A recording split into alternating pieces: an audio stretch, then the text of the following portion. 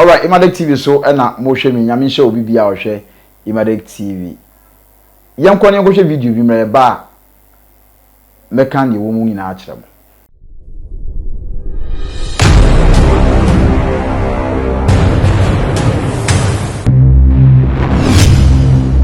So na utwam na wo kon emia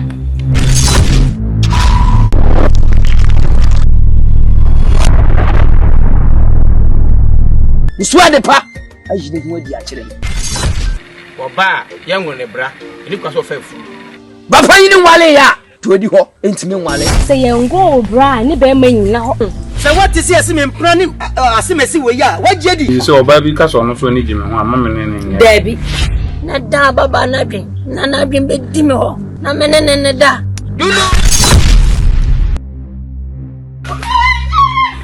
se na me fa nyaade she eye na keke na me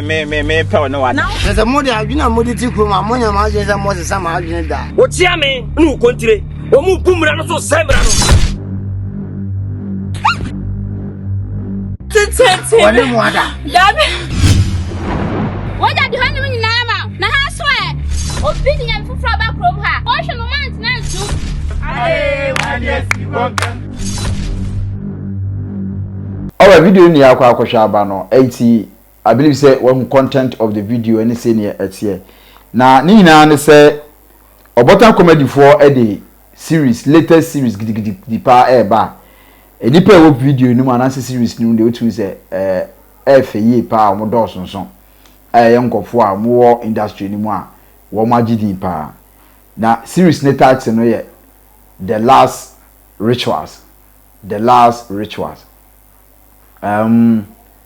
na chese utie edina se dabre niema kakra bebe mu a chese ebi ehu ebi nso eye niema eye but in all no eye story a etufu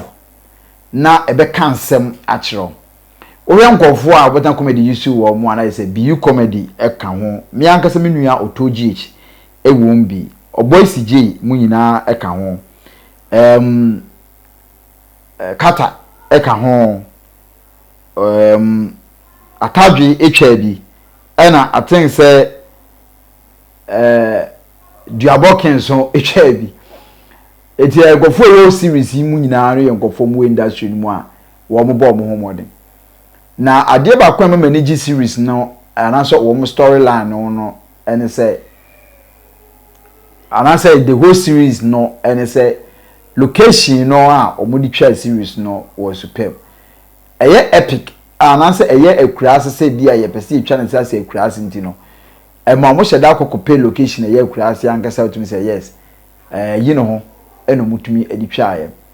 Obi bia no wo series mu bia na sheda yi na akomam etu no ho si wo edu no ho si wo say obeye adwuma pa edi ama Obotan comedy mo. Omanya abotre nso because the time am te se wo mu twa series na time a omotumi nya abotre ama wo mu homre edit series na wi on de ba abonten no Obotan comedy fo abon mu modern pa information amanya che se series no ebe ba abonten I think say on the 29th and answer a free a china that 29th ya china if china e ko bia na de series no be available Obotan comedy TV e wo YouTube ho ena series no ebe available na anaso Obotan comedy one series no ebe available obi te say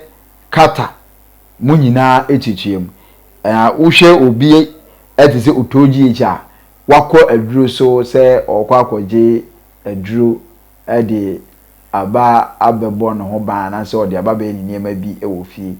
na okujuri ye na tumi say cautions aye totoma no ne ade a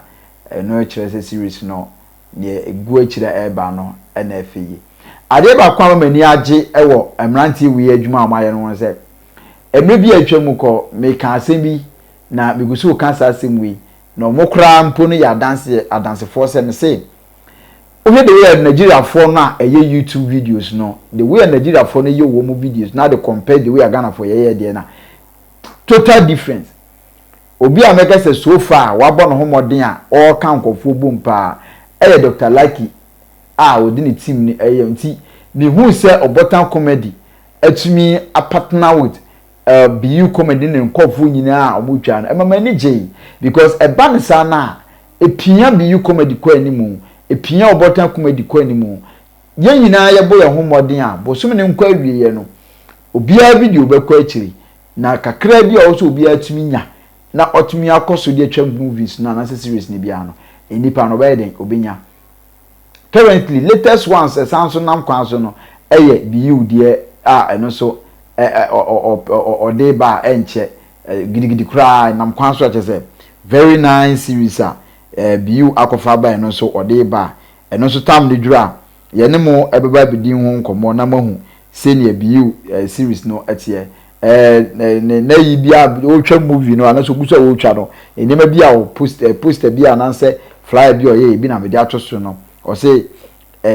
case epic series Beyou comedy na edeba title no de ono ankesa ye ready no de ba bontna e ba bechi but in going forward no